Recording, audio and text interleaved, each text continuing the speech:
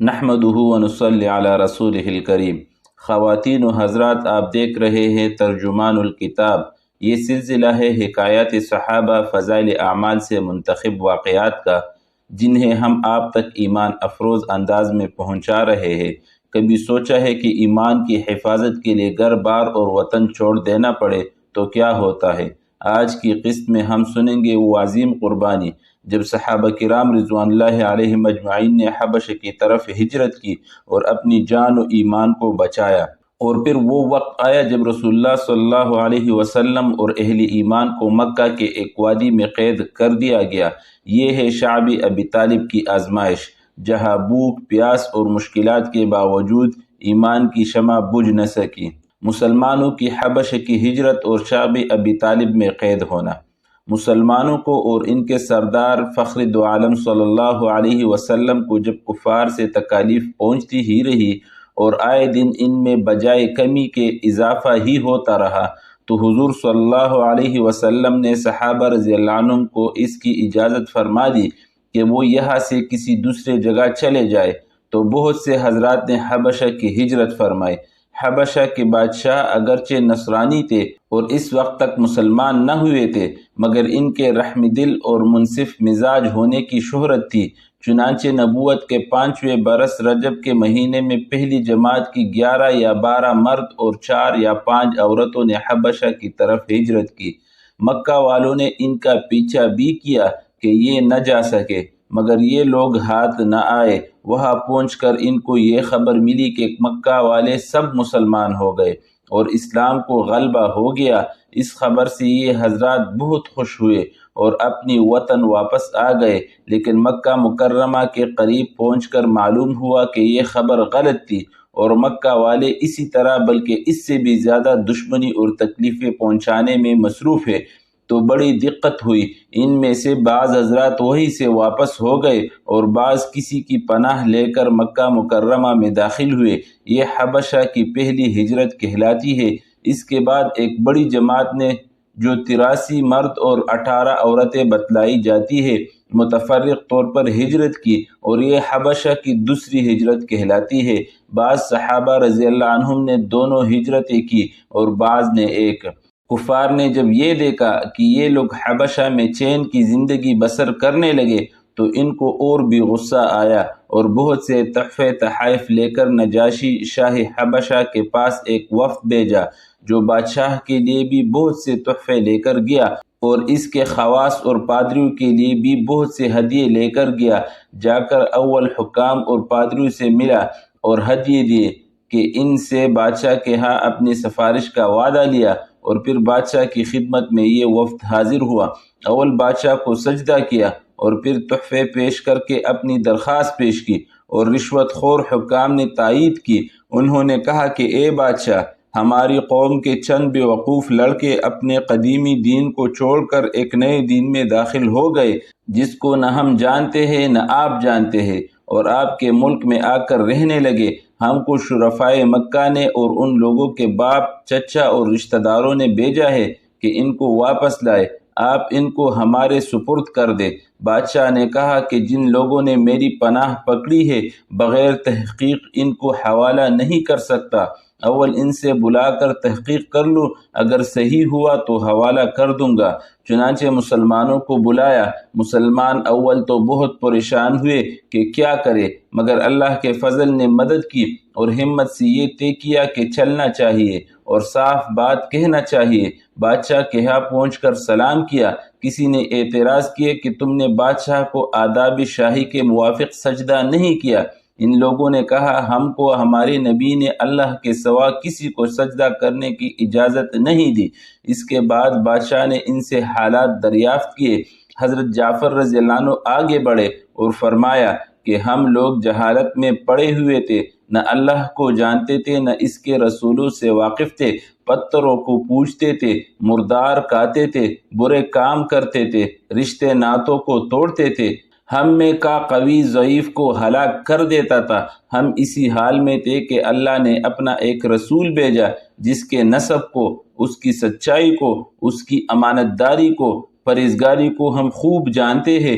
اس نے ہم کو ایک اللہ وحدہ لا شریک لہ کی عبادت کی طرف بلایا اور پتھروں اور بتوں کے پوجنے سے منع فرمایا۔ اس نے ہم کو اچھے کام کرنے کا حکم دیا، برے کاموں سے منع کیا۔ اس نے ہم کو سچ بولنے کا حکم دیا، امانت داری کا حکم دیا، صلہ رحمی کا حکم کیا، پڑوسی کے ساتھ اچھے برتاؤ کرنے کا حکم دیا، نماز روزہ صدقہ خیرات کا حکم دیا اور اچھے اخلاق تعلیم کیے، زنا بدکاری جھوٹ بولنا یتیم کا مال کھانا کسی پر تہمت لگانا اور اس قسم کے برے اعمال سے منع فرمایا۔ ہم کو قرآن پاک کی تعلیم دی، ہم اس پر ایمان لائے اور اس کے فرمان کی تعمیل کی، جس پر ہماری قوم ہماری دشمن ہو گئی اور ہم کو ہر طرح ستایا۔ ہم لوگ مجبور ہو کر تمہاری پناہ میں اپنے نبی صلی اللہ علیہ وسلم کے ارشاد سے آئے ہیں۔ بادشاہ نے کہا، جو قرآن تمہارے نبی لے کر آئے ہیں وہ کچھ مجھے سناؤ۔ حضرت جعفر رضی اللہ عنہ نے سورہ مریم کی اول کی آیتیں پڑھی، جس کو سن کر بادشاہ بھی رو دیا اور اس کے پادری بھی جو کثرت سے موجود تھے سب کے سب اس قدر روئے کہ داڑیاں تر ہو گئی۔ اس کے بعد بادشاہ نے کہا کہ خدا کی قسم، یہ کلام اور جو کلام حضرت موسیٰ علیہ السلام لے کر آئے تھے ایک ہی نور سے نکلے ہیں، اور ان لوگوں سے صاف انکار کر دیا کہ میں ان کو تمہارے حوالے نہیں کر سکتا۔ وہ لوگ بڑے پریشان ہوئے کہ بڑی ذلت اٹھانا پڑی۔ آپس میں صلح کر کے ایک شخص نے کہا کہ کل میں ایسی تدبیر کروں گا کہ بادشاہ ان کی جڑ ہی کاٹ دے۔ ساتھیوں نے کہا بھی کہ ایسا نہیں چاہیے، یہ لوگ اگرچہ مسلمان ہو گئے مگر پھر بھی رشتہ دار ہے، مگر اس نے نہ مانا۔ دوسرے دن پھر بادشاہ کے پاس گئے اور جا کر کہا کہ یہ لوگ حضرت عیسیٰ علیہ السلام کی شان میں گستاخی کرتے ہیں، ان کو اللہ کا بیٹا نہیں مانتے۔ بادشاہ نے پھر مسلمانوں کو بلایا۔ صحابہ رضی اللہ عنہم فرماتے ہیں کہ دوسرے دن کے بلانے سے ہمیں اور بھی زیادہ پریشانی ہوئی۔ بہرحال گئے، بادشاہ نے پوچھا کہ تم حضرت عیسیٰ علیہ السلام کے بارے میں کیا کہتے ہو؟ انہوں نے کہا، وہ ہی کہتے ہیں جو ہمارے نبی صلی اللہ علیہ وسلم پر ان کی شان میں نازل ہوا کہ وہ اللہ کے بندے ہیں، اس کے رسول ہے، اس کی روح ہے اور اس کا کلمہ ہے، جس کو خدا نے کنواری اور پاک مریم کی طرف ڈالا۔ نجاشی نے کہا کہ حضرت عیسیٰ علیہ السلام بھی اس کے سوا کچھ نہیں فرماتے۔ پادری لوگ آپس میں کچھ چخ چخ کرنے لگے۔ نجاشی نے کہا، تم جو چاہے کہو۔ اس کے بعد نجاشی نے ان کے تحفے واپس کر دیے اور مسلمانوں سے کہا، تم امن سے ہو، جو تمہیں ستائے اس کو تاوان دینا پڑے گا، اور اس کا اعلان بھی کروا دیا کہ جو شخص ان کو ستائے گا اس کو تاوان دینا ہوگا۔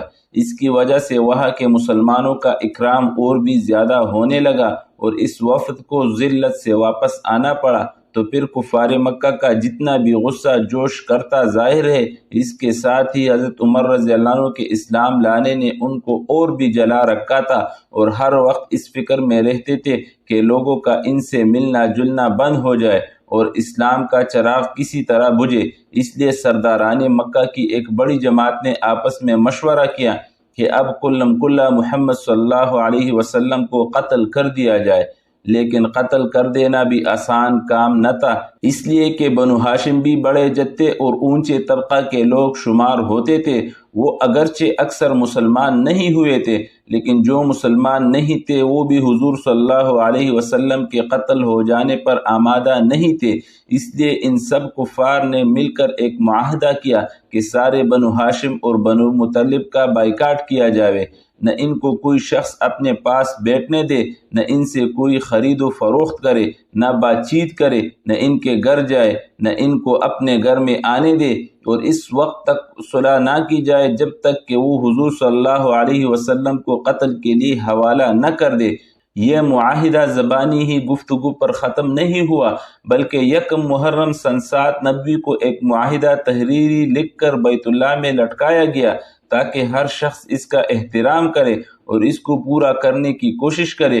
اور اس معاہدے کی وجہ سے 3 برس تک یہ سب حضرات 2 پہاڑوں کے درمیان ایک گھاٹی میں نظر بند رہے کہ ان کا نہ کوئی ان سے مل سکتا تھا، نہ یہ کسی سے مل سکتے تھے۔ نہ مکہ کے کسی آدمی سے کوئی چیز خرید سکتے تھے، نہ باہر سے آنے والے کسی تاجر سے مل سکتے تھے۔ اگر کوئی شخص باہر نکلتا تو پیٹا جاتا اور کسی سے ضرورت کا اظہار کرتا تو صاف جواب پاتا۔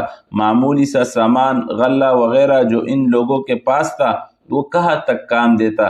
آخر فاقوں پر فاقے گزرنے لگے اور عورتیں اور بچے بھوک سے بیتاب ہو کر روتے اور چلاتے، اور ان کے اعزا کو اپنی بھوک اور تکالیف سے زیادہ ان بچوں کی تکالیف ستاتی۔ آخر 3 برس کے بعد اللہ کے فضل سے وہ صحیفہ دیمک کی نظر ہوا اور ان حضرات کی یہ مصیبت دور ہوئی۔